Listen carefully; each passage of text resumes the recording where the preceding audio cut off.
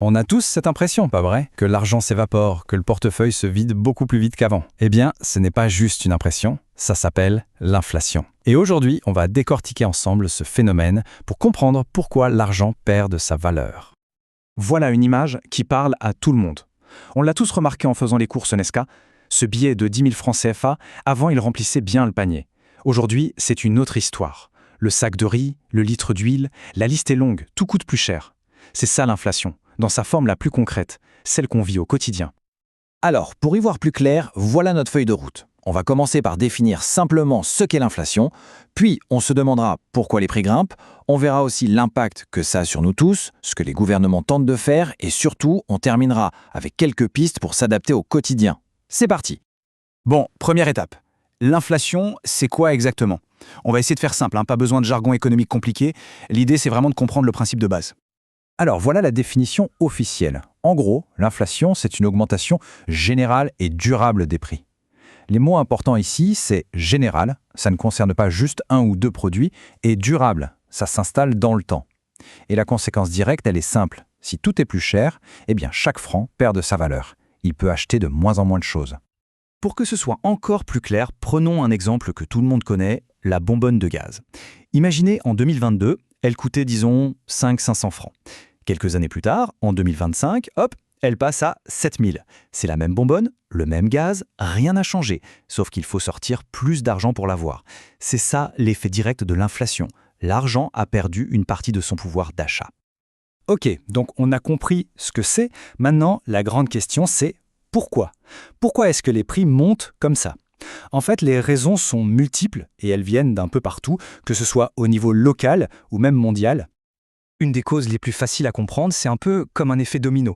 Pensez à la chaîne des coûts. Souvent, tout part du prix du carburant. Si le prix à la pompe augmente, alors transporter les tomates du champ au marché, ça coûte plus cher.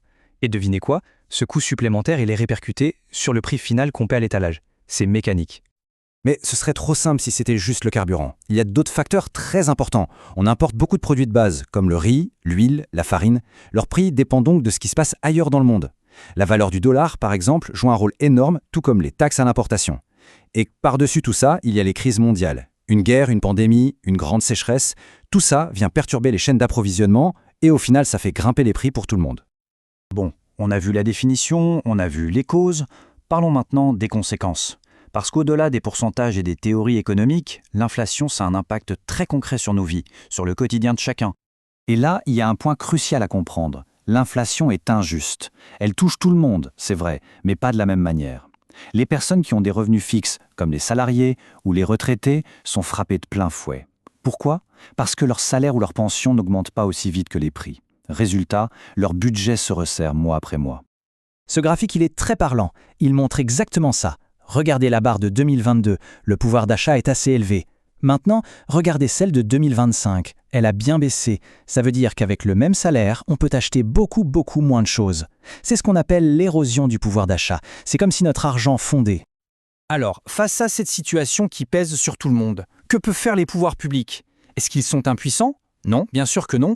Les gouvernements et les banques centrales ne restent pas les bras croisés. Ils ont plusieurs outils pour essayer de maîtriser l'inflation. Quels sont ces outils? Il y en a plusieurs. D'abord, une action très directe, le contrôle des prix sur des produits de première nécessité. Le pain, le carburant par exemple. Ensuite, il y a une action plus technique menée par les banques centrales. Augmenter les taux d'intérêt. L'idée, c'est de rendre le crédit plus cher pour que les gens et les entreprises dépensent un peu moins, ce qui devrait calmer la surchauffe des prix. Et enfin, une autre option, c'est de subventionner certains produits importés pour amortir le choc. Attention, aucune de ces solutions n'est une baguette magique. Prenons le contrôle des prix. L'avantage, c'est clair, ça soulage immédiatement le consommateur. Mais il y a un gros risque. Si le prix est fixé trop bas, les commerçants pourraient ne plus trouver leur compte et arrêter de vendre le produit. Et là, on passe d'un problème de prix à un problème de pénurie, ce qui n'est pas mieux. C'est vraiment un équilibre très délicat à trouver. Ok, on a parlé des grandes manœuvres des États. Mais nous, à notre niveau, qu'est-ce qu'on peut faire? On arrive à la dernière partie, sans doute la plus pratique, car même si l'inflation est un phénomène global, il y a des gestes qu'on peut poser au quotidien pour protéger son budget. Alors comment reprendre un peu le contrôle?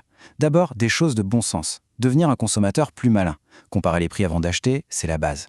Ensuite, éviter le gaspillage, que ce soit alimentaire ou autre. Chaque franc économisé est un franc gagné. Après, il y a une règle d'or financière. L'argent qui dort sur un compte en banque perd de la valeur à cause de l'inflation. Pour ceux qui en ont la possibilité, il faut chercher à l'investir pour qu'il ne se fasse pas grignoter. Et enfin, le plus important peut-être, rester informé. Comprendre ce qui se passe dans l'économie, c'est essentiel. Et c'est vraiment sur cette idée que je voudrais insister. Face à l'inflation, on peut vite se sentir un peu dépassé, impuissant. Mais le simple fait de comprendre les mécanismes, de savoir pourquoi les prix montent, eh bien c'est déjà un premier pas énorme. C'est le début pour pouvoir s'adapter et agir. Et donc, on termine avec cette question qui est pour chacun d'entre nous, comprendre, c'est le début de quelle action? Maintenant que tout ça est un peu plus clair, quel petit pas, quelle décision peut-on prendre pour mieux naviguer dans ce contexte? La réponse, bien sûr, est personnelle. Merci d'avoir suivi cette explication.